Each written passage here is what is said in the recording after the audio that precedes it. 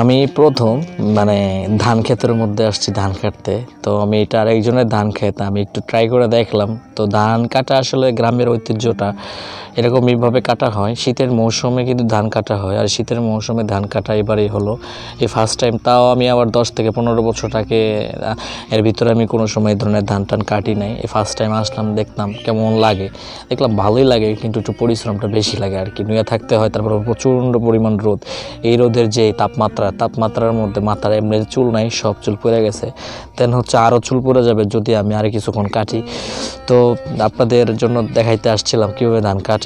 যারা আমার ফেসবুক পেজে তো দেখা গেছে অধিকাংশ লোকই আপনার বাহিরের, সে কারণে আমি চাইছি যে আমাদের বাংলাদেশের যেই ঐতিহ্যটা একটু দেখাই, যে কীভাবে আমাদের বাংলাদেশে ধান কাটে।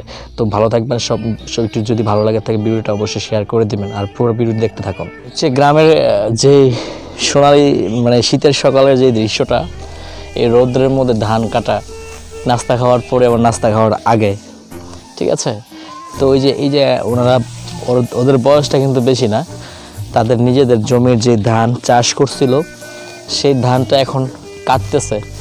আর এটা হচ্ছে গ্রামগঞ্জের একটা যে ঐতিহ্য, সেটা এমন একটা সময় আসবে, যে সময়টা আসবে যখন যে কাশিটা দেখাইলাম, এই কাশিটা নাও থাকতে পারে, হয়তো বা রোবট মেশিন দিয়া বা উন্নত কোনো মেশিন দিয়ে তখন ধান কাটবে। এই যে স্মৃতিগুলো, সেই স্মৃতিগুলো রয়ে যাবে ফেসবুকে কিংবা কোনো একটা মানে সোশ্যাল মিডিয়ায়। বাট একটা সময় যখন আমরা থাকবো না, আরও কোনো একটা প্রজন্ম আসবে, ওই প্রজন্মে এই যে কাঁচি দিয়ে ধান কাটার সময়টা শেষ অলরেডি।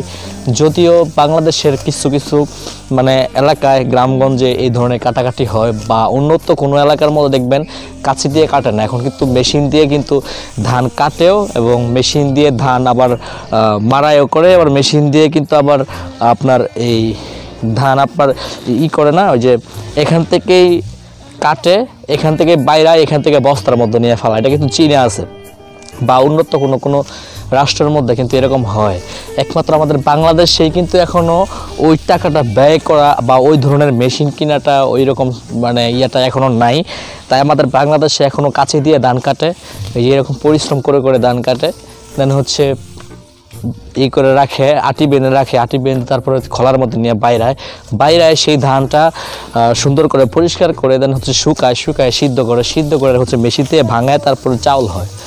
এখন আমাদের বাংলাদেশে এরকমটা এখনও আছে, বাট কোনো এলাকায় আছে বা ভালো কোনো রাষ্ট্রের মধ্যে কিন্তু মেশিন দিয়ে সব কিছু করে, সব কিছু মেশিনের মাধ্যমে করে, মেশিনের সাহায্যে সব কিছু করে ফেলে। অনেকটা সহজ হয়ে গেছে বর্তমানে প্রযুক্তিগুলা। তো একটু দেখাইতে ভালো লাগলো ধান খেতে। আর যদিও আমি কাটছি একটু ধান, এটা আমার না, বাট ওদের আমি একটু কাইটা দেখাইলাম আর কি, কেমন লাগে আমার নিজের কাছে। আমি কাটি নাই কোনো সময়। ভালো থাকবেন সবাই।